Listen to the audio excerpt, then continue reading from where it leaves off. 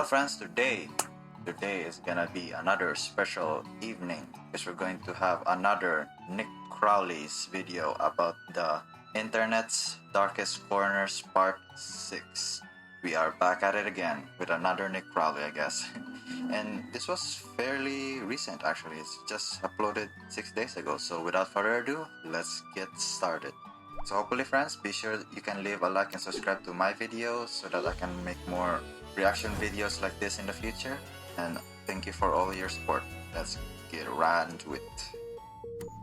Fifth alarm. Working Flashes structure images fire. shown. The following video contains that may be unsettling and distressing to some. It's 9 a.m. on May 18th, 2024. Residents of Charlotte, North Carolina wake up to the smell and sight of black smoke billowing up into the sky. The source, a massive 7-story apartment complex, home to 239 luxury units, or at least what should have been luxury units. At the time, the structure was still under construction, meaning that thankfully no residents were living there. But this in and of itself presented two major problems. The first was that, in its current state, the top 5 floors were primarily just the bones of the structure, made almost entirely of wooden insulation, making the building as a whole extremely flammable. Meaning that, although the fire had started out relatively small, it was quickly going to consume the entire complex if it wasn't put out quickly. Which brings us to the second and even more glaring problem. The building was actively under construction when the fire started, and that morning 17 construction workers had clocked in, all of whom were now in grave danger. And by the time the firefighters arrived on the scene, oh my god, it's just spreading so fast. The situation was already dire. And so firefighters rushed in, finding a large group of the employees and leading them out to safety. Though when they made it outside, they made the horrifying realization that they had only found 15 of them. Somewhere within that labyrinth of burning wooden walls, 2 men were left behind, trapped and calling out to anyone who might hear them. And these pleas weren't just being made to those on the scene, as in the following minutes, one of the trapped men, 30-year-old Demonte Sherrill, would take out his phone, open up Facebook, and go live, revealing the horrifying reality that both he and his friend had found themselves in. Somebody said, hell, we're in South Park. Today, we're going to be showing our friends the goodness of the internet, and we thought you might want to... Damn, I've never seen this type of editing from Nick Crowley. It's like instantly in the middle of the, intro from the video. Whoa, that's crazy. They might just go out from the TV. So this is part 6. Chapter 1, the Demonte. Man, I'm not fast at reading, unfortunately. So chapter 1, the Demonte Sherrill livestream. Oh no, so this is the livestream within the burning building, unfortunately. Yo, I'm in South Park right now, and I can't get out. The stream showed Demonte Sherrill and his friend Ruben Holmes somewhere deep within the prospective apartment complex, and though the fire hadn't yet reached them, the smoke certainly had, blanketing them in a thick impenetrable fog, not only making breathing extremely difficult, but also making it nearly impossible for rescuers to see them. It's harder and harder for them to see us. We're gonna have to stand out here and see.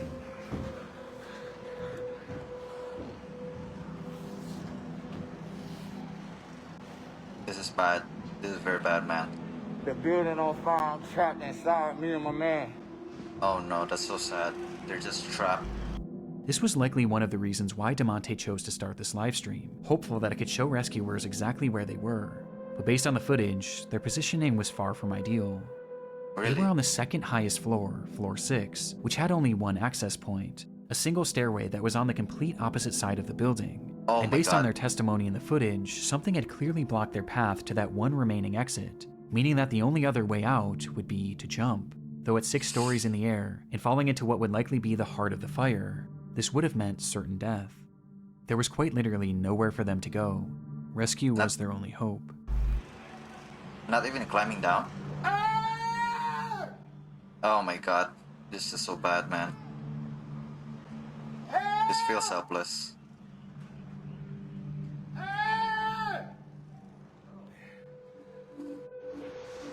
Yo, this building is on fire. I'm at work.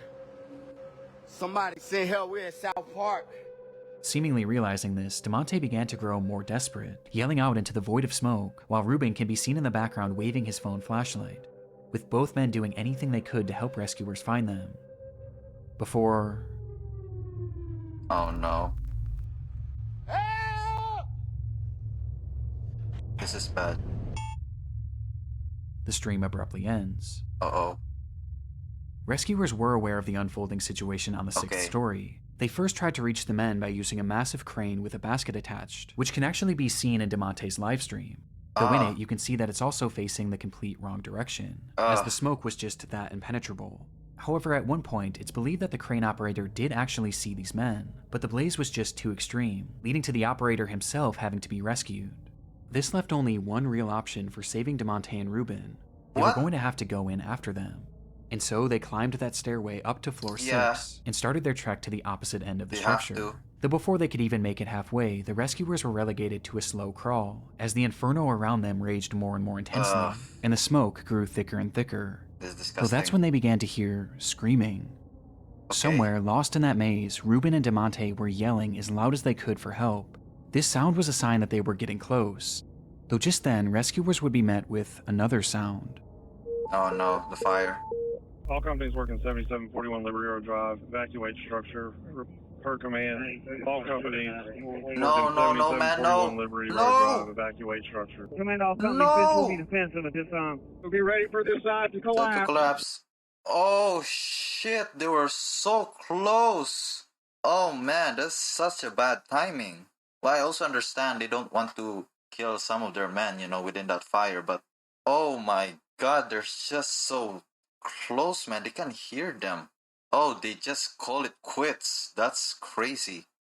Everybody get out of the collapse zone. Oh my god. Confirming you are coming out, but you're not out of the building. With the order being made for all of them to evacuate, as by this point, the structure was engulfed in flames, and a collapse was imminent. The firefighters tried to call out to the two in one last attempt to guide them towards rescue, but they never came. In fact, at that point, the structure fell eerily silent. They would leave that structure without Demonte or Ruben, and minutes later, the fire consumed the entire building, with the temperature inside reaching 2,000 degrees Fahrenheit. Before...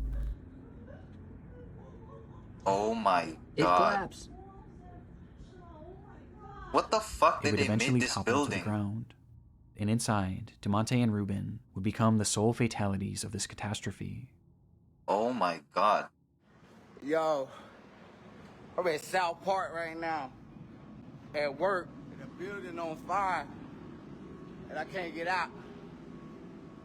I think in this case I just have to jump It's getting harder and harder for them to and just grab onto something. Knowing how the hopefully. story ends would make this live stream difficult for anyone to watch. But what I find most upsetting about it is that the majority of those who initially watched this were his own friends and family that followed him on Facebook, with these viewers including his own mother. And a lot of them probably had no idea he even worked this job, as he had just been hired that week. Oh, His brother what? had also caught the stream as it was happening, and actually rushed over to the scene where he pleaded with the firefighters to watch the footage. But despite doing the best they could, there was just too much working against them to save Demonte and Ruben.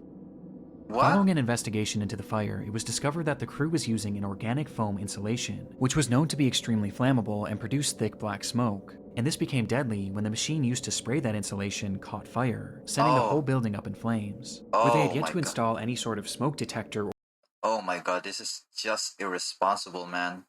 Like, I'm pretty sure this building won't catch on fire if there was like proper regulation, like safety standards. Like, holy shit, this was just a disaster. Like, I wonder who even made this type of building in the first place. And with the same material, knowing that there's like inherent risk for like fire in here. This is just so bad. Also, the person there, within the fire that unfortunately died from the live stream, I kind of assumed that they died. He was even like first time of his job, and unfortunately he just died from there. What the fuck happened? Who is responsible? Someone needs to be responsible for this. This is just, man, this is just completely irresponsible. Or alarm system to alert the crew of a fire. Making matters worse, there had been a temporary set of stairs made right where the two men had been trapped, but that stairwell had just been removed in order to make way for the permanent set of stairs. Because of this and a myriad of other issues, the companies involved with this construction were forced to pay a fine of $50,000 and are currently being sued by the family. You're kidding me, man. $50,000? This is at least $1 million. Like, holy shit, you just lost 2 lives. This is so disaster. And just like, this is a complete flammable building. Like, what the fuck is this type of building even? Of both victims. But regardless of the outcome, nothing will ever make up for the loss of Demonte Sherrill and Reuben Holmes. Oh. Chapter 2, Oh man. I'm just so slow reading these chapters, man. Okay, so Chapter 2, the Johnny Cashman incident. Things were getting concerning. Johnny Cashman spoke to his family nearly every single day, but now, on the 6th day without receiving any communication from him, they knew that something was wrong. Johnny lived in Lynchburg, Virginia, hundreds of miles away from his home in Maine, and so, being unable to check on him themselves, they called police in the area and requested a welfare check. Police entered Johnny's apartment on the 19th of April, 2022, and hours later, they would call his parents with the news that they had found their son dead on the floor. What? According to the officers, Johnny had experienced some sort of medical event that led to GI bleeding that ultimately claimed his life. But this made no sense to Johnny's family. He was only 38 years old and had just been given a clean bill of health after a full medical exam only 4 months prior. It was so out of the blue, in fact, that they even asked if there were any signs of a struggle, or if there was any evidence that he may have taken his own life. But they were assured that there was no trauma, no drugs, and nothing suspicious found on the— Really? They need to double check those type of stuff, man. That's so weird. If they said that he was healthy. But yeah, it's just so weird. Like, maybe there's like cancer. He may be contracted with cancer. Maybe like disease or some sort. Because even though you are healthy, you can get infected on some sort of virus or, cancer and stuff. On the scene. And that, as shocking as it was, his cause of death was entirely natural, and had likely just been spurred on by drinking and tobacco use, with the only solace being that Johnny didn't suffer, as they stated that he had died instantly. Because of this, no autopsy was performed, as the case seemed as straightforward as it gets. And despite his family questioning if they should get their own autopsy, they were told by officers that it wouldn't be necessary. And so, Johnny's body was cremated and sent back to Maine, in what seemed to be the end of Johnny Cashman's story. Okay. He recorded it, does it? Yeah, recording. 10 days later, April 29, 2022. 10 days after Johnny's body was discovered, his ex-girlfriend and her mother made their way back to his apartment in order to retrieve some of her belongings. She knew that re-entering the space was going to be difficult, but ultimately, there was no way she could have prepared for what was waiting for her inside. Okay. There was blood everywhere. It was pooled in the bathrooms, wiped on doors, spread all over the living space, and was even found on a chair and a banister. But the most horrifying part of it all was the walls. They were covered in splattered blood, which revealed long streaking handprints. It was something straight out of a horror movie, and although Johnny's cause of death was deemed natural, what they found in that apartment seemed anything but. What the fuck? Traumatized by what they were witnessing, the pair snapped multiple photos of the bloodshed and ran out of the unit, directly into Johnny's neighbor. This neighbor revealed that they believed something far worse than a medical emergency had happened to Johnny, as they had a security camera mounted to their door which faced Johnny's unit, and on the day of his passing, it captured something incredibly disturbing. Okay, what happened? Date of death, 3 p.m. This is creepy, man.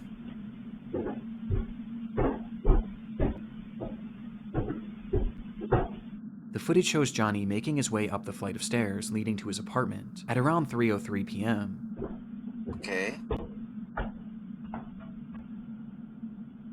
Was there a struggle? Nothing seems out of the ordinary at all, though it is noteworthy that he was holding an empty glass, perhaps insinuating that he had been drinking. But this doesn't seem to impair his movements much at all, as he punches in the code and enters his home, just as he did every other day. But moments later, something happens inside that unit, and while it goes unseen, it doesn't go unheard. 1 minute after entry, just a... What the fuck? What are you doing? Yo, what the fuck, dude?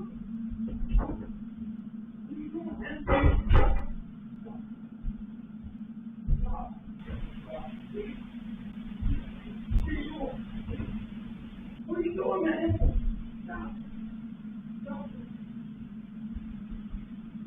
His dog? Maybe?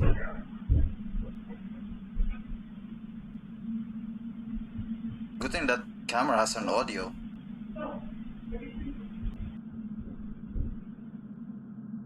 The audio seems to depict a man yelling, asking repeatedly, "What are you doing?" and begging for something to stop. On top of this, you can also hear loud thuds and banging, almost as if things were falling over inside, or there was some sort of physical altercation, before the unit then goes quiet just a few seconds later.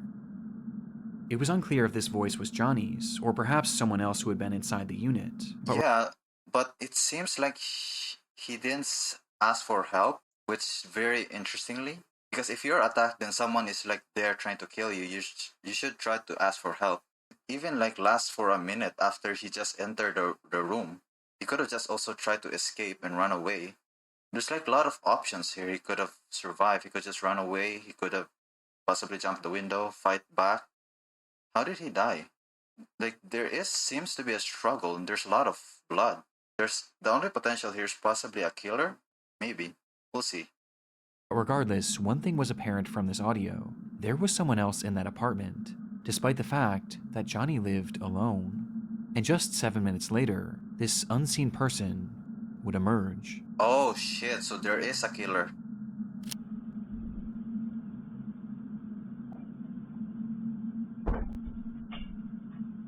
Oh fuck. Then why didn't the police like investigate this shit? This clearly wasn't Johnny, and after leaving the unit, the anonymous man nearly makes it out of the building before he seems to change his mind. Got you, man. Turning around and walking back up the stairs before fiddling with the door handle, touching it only with his sleeve, like he was wiping off his fingerprints. Ah. My god. He then walks down the stairs and stops once again, where he seems to be in a state of shock over whatever had just transpired, before he composes himself and walks out of the building. What a But the footage psychopath. wasn't quite finished yet.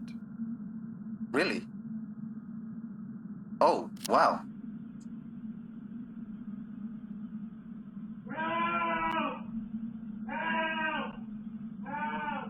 Oh, so he's alive. Just 1 minute later, you can hear Johnny shouting for help from inside the apartment, to which moments after, he stops, and no further sound or activity would come from Johnny's unit until police arrived 5 days later.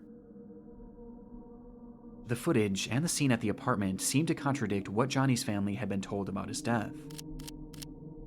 The blood all over made it obvious that Johnny's death had not happened in an instant, and this, coupled by the presence of this unknown man who was clearly distraught and wiping off his fingerprints, as well as the sound of the apparent struggle inside, seemed to point towards something much more sinister than what was initially conveyed to the family.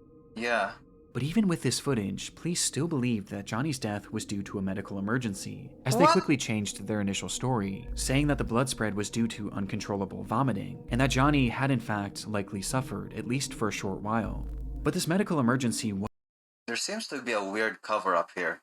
What? wasn't elaborated on, as they didn't truly know what caused it, as no autopsy was ever performed, nor could one ever be performed, as by this point, Johnny was already cremated, and cremated because of the officer's initial statements. So if Johnny had actually been murdered, which the footage does seem to suggest, there was now virtually no way to prove it. And what makes this even more frustrating is that law enforcement already had this footage. It was collected that very day, and they either didn't fully look through it or didn't think that this was overly suspicious. What? But everyone else surely did. And soon, this video began making the rounds online, leading to one glaring question being asked. Yeah, so hopefully this will get viral and like question the police. Like, why?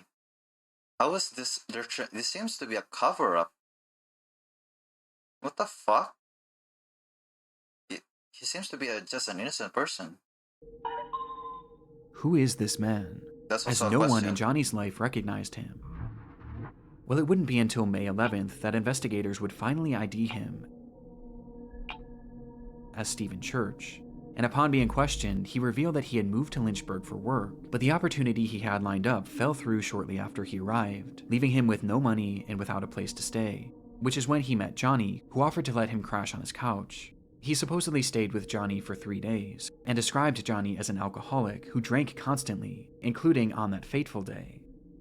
When Johnny arrived home, Steven claims that he started drunkenly yelling at him about paying rent, which led to the two getting into a verbal altercation. But he insisted that this altercation never turned physical, and that he left immediately after, to which he quit. Yeah, you're basically paying rent. Yeah, you're basically arguing like how to pay rent and stuff. And yeah, maybe, maybe he really loved inviting, strangers within his house. Completely plausible. Quickly went back to clean his prints because he was afraid that Johnny would try and have him arrested for squatting. And having already racked up 2 felonies in his life, Steven was paranoid about going back to jail. But when Steven was leaving, he did mention seeing Johnny hunched over the toilet as if he were going to vomit, but he claims to have left before this so-called medical emergency started.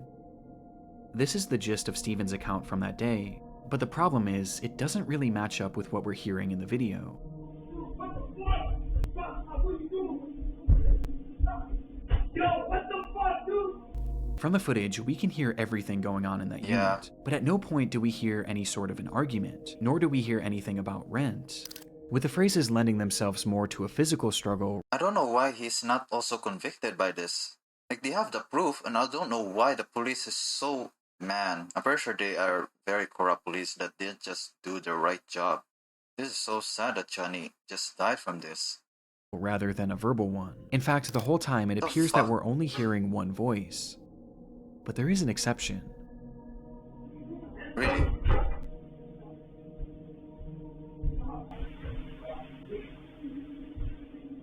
To my knowledge, it's never been conclusively determined whose voice is who in the recording, and either scenario paints a far different picture of what may have happened inside that room.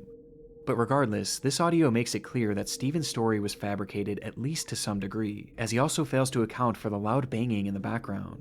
And because of this, his version of events is generally rejected, with most people seeming to believe one of 2 main theories.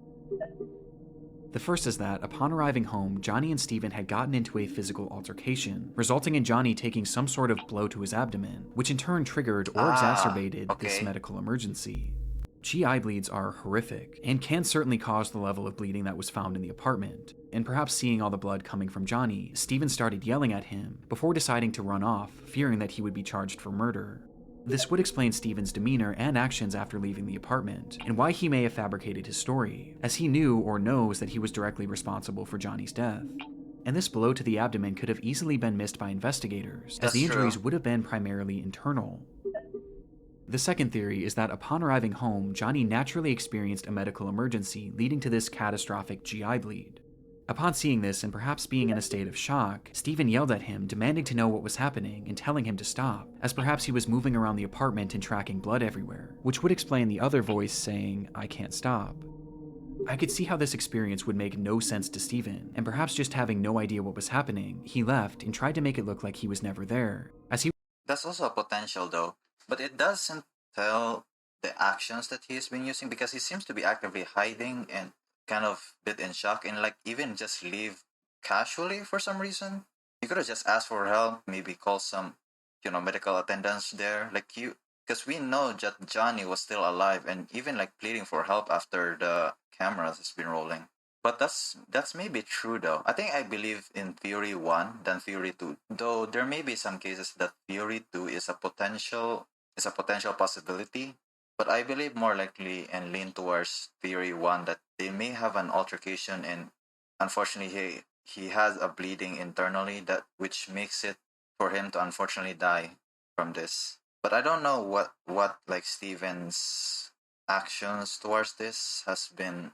I don't know what's like Steven's actions behind the closed doors from this, which is kind of unfortunate because the camera only recorded, outside from the apartment, I guess. He was afraid of being blamed for whatever was happening to Johnny, and so he essentially left Johnny there to die, whether knowingly or unknowingly. What bothers me about this theory is why 911 was never called, not only by Steven, but by Johnny too, as his phone was found in the unit with blood on it, implying that he had it in his hand at some point, though it's possible that the massive blood loss just made him too disoriented. Yeah. Both of these theories seem believable, or at least more so than the explanation that Steven had given. However, in October of 2022, Johnny's case would officially be closed for good, with Steven being cleared of any wrongdoing. At least some kind of manslaughter? Maybe? Accident? Or maybe just I don't know, something like an accident, or maybe not helping the person, you know, because of his death or medical problems. Like, he could have just called for help at that point if he was helping. But unfortunately, it is not. It can't be confirmed, though. That's also the problem with this. Even though we all deep inside wanted to have justice for Johnny in this case, there's just no way to prove that he didn't kill him. Or no, he killed him in this case, but it's not also, as I said, it's not a problem because he also had the GI tract bleeding too. So that can also be excused as like, hey, he has like natural bleeding in this case. But at least some kind of charges, at least, because this is just like they never even call what I mean is like he never even like call anyone for help. This is just sad, man. As Johnny's death was labeled the same way that it always has been, a medical emergency that couldn't be further elaborated on, with the most relevant evidence being that Stephen's shoe prints were not found in the blood, but Johnny's were, implying that he had not been part of the struggle. But in my mind, this can be explained by both theories mentioned previously. Though regardless, without the possibility of an autopsy, this is likely where this case ends for good. But with this disturbing footage, I can't help but think that there was more to the story than we may ever know. This is sad, man. So sad. It's kind of unfortunate that the case will never be found because of the hubris. Like, man, those police really didn't do their job right. They need to get fired, man. Like, they could have just do some more investigation on that body, even have some autopsy. Wow. That is just... And it feels bad, you know, because the answers is right there, but it's just so far because one person, like, fuck it up. So I guess we have to go in chapter 3. TikTokers find a body. What type of body and where? Interesting. It was around 7:30 a.m. on a warm July morning back in 2019. 17-year-olds Bethany Martin and a 16-year-old friend decide to walk to a gas station near their home in San Antonio, Texas. Okay. And as the two of them made their way down the road, their path brought them parallel to a drainage ditch, which was often filled. Oh, shoot. I guess that's where you find weird bodies, I guess. I actually have a friend in Texas. With various trash and other discarded material. But on this day, something far more interesting caught their eye. It looked like a man crouching down and leaned up against one of the concrete walls. But the closer they got, the more they realized how unusual his posture was. He looked completely unnatural, and he wasn't moving. And by the time they came face to face with him, the reality of the situation would hit them. They had just found a dead body. This discovery was enough to traumatize anyone, especially two teenagers, and upon calling the police and being sent on their way, Bethany and her friend would make the long walk back home contemplating what to do next, before they eventually landed on the idea of sharing their experience with the world. And so, as soon as they got in the door, they began... Call for help? Investigate? Call 911?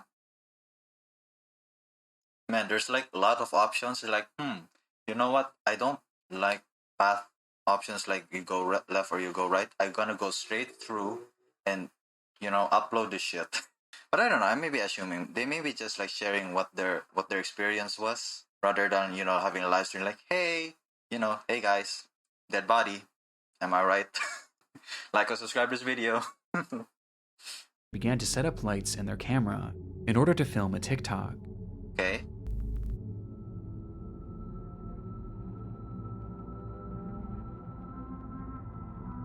Did you call? Did they call someone? The clip showed the two sitting on a couch appearing to be in a state of shock, with the words, "Us remembering we found a dead body this morning," plastered on the screen, offering no other context aside from the description, which simply read, "I wish we were kidding. All respect to the family." The family. Okay. Some offered sympathy for the girls, while others viewed their post as insensitive and exploitative. But others weren't even convinced it was real, partially due to this glaring lack of context. But any doubt of this post's legitimacy would be quickly thwarted by a discovery made not even one full day later, as it was revealed that this recording hadn't actually been the only video that these two girls had made on that fateful day. Oh. On their walk to the gas station, the girls had stumbled across the body of 25-year-old Marcus Adams, with the young man having seemingly perished earlier that morning, with it being apparent that he had taken his own life. But upon finding Marcus, the girls weren't actually overwhelmed with sadness or even shock, as instead, their focus immediately went to something far different, as something on the man's body had caught their attention. His necklace. Oh my god, The girls they didn't just stole it, are they? No way. No way, bro. No fucking way. That's just... Oh my god, that's disgusting. They just steal from a dead body? They can also, like, potentially, you know, smother, like, the evidence there. Had caught their attention. His necklace. The Even girls suicide. really liked it. In fact, the unnamed 16-year-old had said that it matched her fashion perfectly. And so, before police arrived, the two would once again pull out their phone and start recording, showing Bethany approaching the body with her intention being to grab his necklace. Which she eventually does, removing the medallion and giving it to her friend, before tossing the chain into the grass nearby, leading to the girls running away from the scene. The 16-year-old would then post that video onto her Snapchat story, for all of her close friends to see. Oh my god! I can't show the footage for obvious reasons, but it's truly awful. And just based on the audio alone, you can tell that they're very obviously having fun doing this. You gotta do it now. Now or never. Here, hold me. I got it. Oh my god. Oh my god. Oh my god. Oh my god. Oh my god.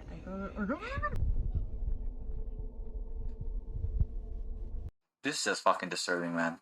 We really live in a dystopian society where everyone is just, you know, posting and, like, recording and stuff, you know. It's like the moment you find a dead body, that the first instinct that, you know, you don't run away, you don't call for help. The first instinct you do is, like, take a picture, stole something, record it, and post it on social media before calling the police, obviously. That's, you know, human instinct. Okay, that is very disgusting, man. It's like what they have done is, like, they need to... Their account needs to be banned, man. They shouldn't be allowed to do this anymore. They should have constraint from going to social media anymore because, like, clout is their drug nowadays, man. It's, like, awful. There's something so uniquely disturbing about it. It's clear that upon finding the body, there was no Psychotic. real emotional impact on them. At least none that outweighed their desire. It's like they're really just so narcissistic and they're almost, like, psychotic. They're so unfazed of a dead body. It's like, even I was like, I almost like having a heart attack if I seen one. Like, holy shit. There are times that we also, like, found dead bodies, you know. Well, not the dead bodies. We do help a lot of people, especially from accidents and stuff. Like, there was one time, like, you know, there was the side of the road and, like, there was an accident that me and my whole family, like, tried to help him. But yeah, that's the only story that I have accompanied on. But yeah. It's clear that upon finding the body, there was no real emotional impact on them. At least none that outweighed their desire to steal from it. And as if stealing from this man who had just taken his own life and posting it for all their friends to see as if it were a joke wasn't horrible enough, they then immediately posted this other video to TikTok in an attempt to garner sympathy.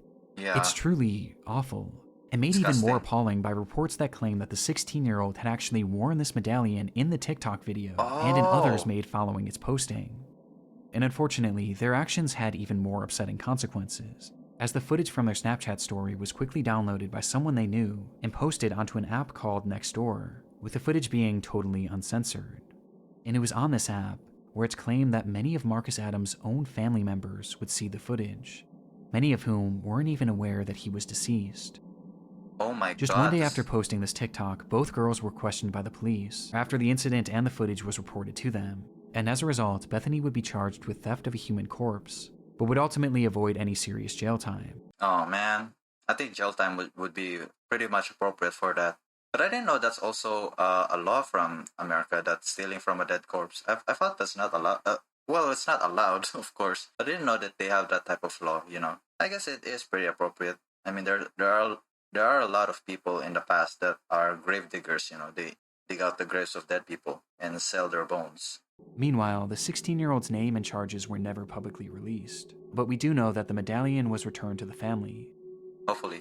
Perhaps unsurprisingly, Bethany would later come back to her TikTok page shortly after her arrest and share her side of the story, where she gave a less than half-hearted apology, while also claiming to be the victim, saying that her friend had pressured her to steal from Marcus. Oh my god, I don't know why, like, some people nowadays, whenever there's, like, bad stuff that happens to them, it's like, oh, I'm the victim here. It's like, they don't apologize for some reason. I'm pretty sure they're so narcissistic and egotistic, like, they don't even have the heart to apologize because this is just outrageous, you know? She's just really just a psychotic person. As well as pressured her into making that TikTok in the first place because she thought it would be a hit. Though obviously this didn't go over well. Yes. Yeah, psychopath behavior. Agree. So I guess here it is. Chapter 4. Jonelle Matthews. Just a name. On December 20th, 1984, 12-year-old Jonelle Matthews disappeared from her home in Greeley, Colorado in the evening hours. What? How? Earlier that day, she had sung at a Christmas concert with her school's choir, which her parents were unable to attend, as her mother was out of town and her father had gone to her sister's basketball game nearby, leading to Jonelle catching a ride home with a friend, being dropped off at her house sometime around 8:15, where she excitedly spoke to her father on the phone, letting him know that she had arrived home safe and sound. Approximately 1 hour later, her father, Jim Matthews, pulled into the driveway to find the garage door wide open, and the house completely empty. Jonelle was gone, leaving behind her winter coat and even her shoes, despite it being a frigid, snowy night. And it was within that snow that was quickly piling up that lie one of the only real clues left behind at the scene. Footprints, leading directly to one of the home's windows, insinuating that someone had been watching Jonelle. 12-year-old Jonelle Matthews disappeared from her Greeley home 1 month ago today. It's That's believed sad. she's the victim of a kidnapping. She has not been seen or heard from since December 20th. Potentially, there's also an altercation where she ran away outside from the window. That's also a case here. Her disappearance became a big news story almost immediately, with the whole community and really the whole country becoming invested in the fate of this girl, thanks in large part to her being one of the very first milk carton kids, meaning that her face and information about her disappearance was shown on countless milk cartons all across the country to get the word out. And as a result, this case became huge in the mainstream media, as even politicians began to make note of Jonelle's story, with then-President Ronald Reagan mentioning the girl in one of his speeches. I learned about Jonelle Matthews of Greeley, Colorado, 5 days before Christmas. Jonelle disappeared from her home. Though even with this publicity, this didn't necessarily guarantee results, and soon months would turn to years, and eventually to decades. And all the while, Jonelle's whereabouts remained a complete mystery. Eventually, the rise of the internet would start to play a key role in this case, where even in the late 2010s, over 3 decades after she had vanished, her case was still being shared and still being discussed, just as it had been 3 decades prior, with it still— It's kind of wholesome, like sometimes, you know, some people really just don't forget about missing victims and they really just want to find like missing people around here, and they're still reminded for these people. It's also kind of cool, like she was like the first milk carton girl, you know, to be put like missing from the milk cartons, I guess, and it's still remembered even till to this day in the internet state. It's almost like, I guess, 3 decades since her loss. That's crazy. Even just like one night, she just disappeared. Being a point of contention for politicians, even as recently as 2019. Really? When a man running for governor of Idaho mentioned her disappearance in a Facebook post, 35 full years later. Regardless of Jonelle's whereabouts, her case was still very much alive, as the world, and especially Jonelle's parents, were haunted by the question, what happened to Jonelle Matthews? But sure enough— Wait, then why didn't they investigate like her friend or like the house that she just got to, you know? I'm pretty sure there's like questions that should supposed to be there. Like at least there has to be like answers. in late 2019, they would finally get their answer. 2019, man.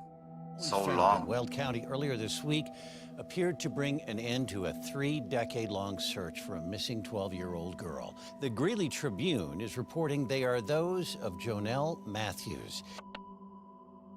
On Tuesday, July 23, 2019, at roughly 4:50 p.m., a crew had been digging in an isolated field in Weld County, Colorado, in order to install a new pipeline, when they would uncover the decayed remains of a little girl. It was Jonelle, still wearing those clothes that she had worn to her recital, meaning she had likely died the very day she disappeared, having been killed by a single gunshot wound to the head. Oh my God. Jonelle Matthews had been murdered in cold blood, and almost immediately upon finding her body, the police would also zero in on their suspect. The man's name was Stephen Pankey, and at the time of Jonelle's disappearance, he had been living in the same general area in Colorado. But by 2019, Stephen had long since fled the area, as after the crime he would eventually pack up seemingly out of the blue and move to Idaho, where when Jonelle's body was discovered, he just so happened to be running for governor.